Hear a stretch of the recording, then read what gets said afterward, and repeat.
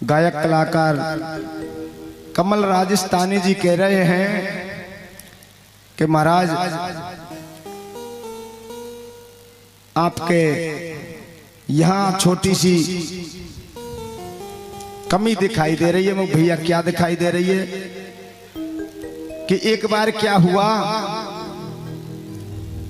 कि 4 व्यक्ति मिलकर के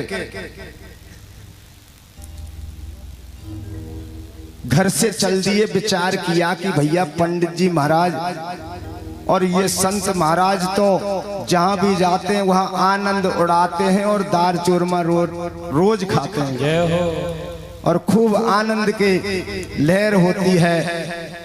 और भैया वैसे तो भगवान ने हमें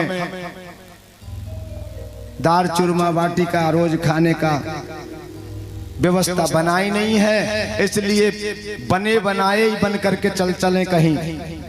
तो संतों के पीरे पीरे कपड़ा पहने और पहन करके गांव छोड़ करके चल दिए और किसी दूसरे राजा के वहां जाकर के पहुंच गए।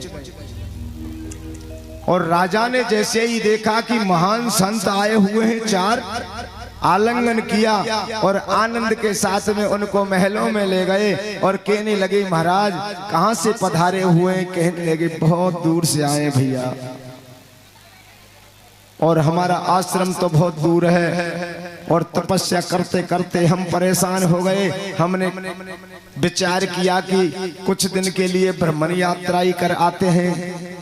तो राजा कहने लगा कि हमारे ही दरबार में रहिए, आपके लिए सुव्यवस्था होगी, अलग अच्छा सा स्थान बताया दिया जाएगा और यहीं रहिए महाराज और कुछ दिन के लिए हमारे यहाँ ज्ञान दीजिए और भजन करिए। तो 4 व्यक्तियों को रख दिया भैया, खाने का इंतजाम किया, बैठने की सुव्यवस्था की और 4 के लिए आदेश दे दिया आज से ही आप ज्ञान चर्चा करो और भजन करो भगवान का। अब 4 के लिए एक कमरा स्पेशल दे दिया राजा के वहां। और राजा के तो दुनिया भर के नौकर सेवक दुनिया भर के भैया लगे हुए और डोडीवान चौकीदार। अब तो महलों में से आदेश दे दिया बिना राजा की आज्ञा के बिना कैसे भी उसमें से निकलना मुश्किल है भैया।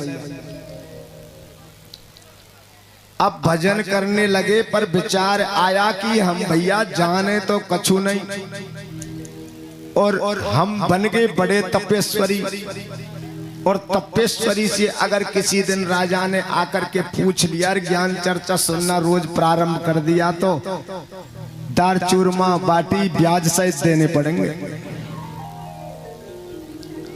अब तो 4 के हाथ में माला और माला लेकर के बैठ गए 4 और पहले नंबर को घुमाने लगे। ओ भैया क्या ढिके जोनू ढिकंद ढिके जोनू ढिकंद ढिके जोनू ढिकंद। और दूसरे बगल वाले ने सुनी वाकी के भैया भजन तेरो सही नहीं है तो कैसे करें कि ऐसे कहां तक ढकेगी, ऐसे कहां तक ढकेगी, ऐसे कहां तक ढकेगी।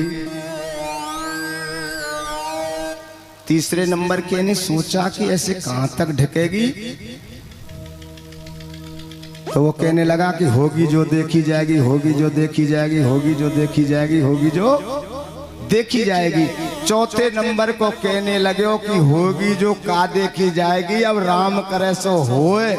और इन मालान ने दो छोड़ भैया और पत्री गरी से बोल वृंदावन बिहारी लाल की।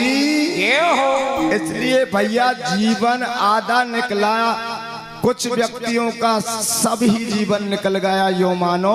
और बुरो मेरी बात को भैया मानियो मत, ये तो थोड़ा सा हमारे या कमल राजस्थानी ने इशारा दियो ताकि मैं बोल उठो।